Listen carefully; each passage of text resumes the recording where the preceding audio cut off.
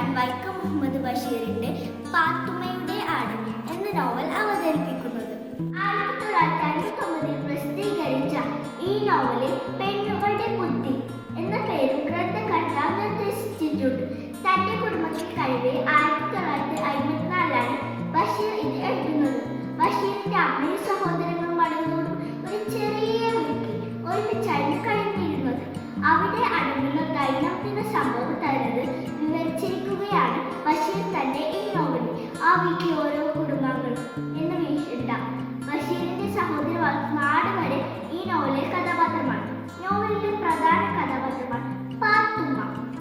പേര് സൂചിപ്പിക്കുന്നത് പോലെ പാത്തുമ്മയുടെ ആടിനെ ചുറ്റിപ്പറ്റിയാണ് നോവലിന്റെ കഥ. ബഷീറിന്റെ സഹോദരിമാരിൽ മൂത്തത് പാത്തുമ്മയാണ്. പാത്തുമ്മയ്ക്കും ഭർത്താവ് കൊച്ചുണ്ണിക്കും ഖദീജ എന്നൊരു മകളുണ്ട്. ബഷീറിന്റെ സഹോദരങ്ങളിൽ തറവാട്ടിൽ നിന്നും മാറി നിൽക്കുന്നത് പാത്തുമ്മ മാത്രമാണ്. എങ്കിലും എന്നും രാവിലെ തന്നെ അവർ മക്കളെയും കൂട്ടി തറവാട്ടിലെത്തും. പാത്തുമ്മ എപ്പോഴും പറയുന്ന വാചകമുണ്ട്, എന്റെ ആട് വരട്ടെ, അപ്പോൾ കാണാം. പാത്തുമ്മ കഴിയുന്ന വിദ്യാഭ്യാസമൊന്നുമില്ല. എങ്കിലും കുടുംബത്തിന്റെ വളർച്ചയ്ക്ക് വേണ്ടി കഠിനാധ്വാനം ചെയ്യുന്ന സ്ത്രീയാണ്. സ്വന്തം ജീവിതത്തിൽ ജീവിത ദുരന്തങ്ങളിൽ തന്റേത് മാത്രമായി ചെയ്തുകൊണ്ട് ബഷീർ എൽബോർഡ് കുടലിട്ട രചനയാണ് ഈ പാത്തുമ്മയുടെ ആട്.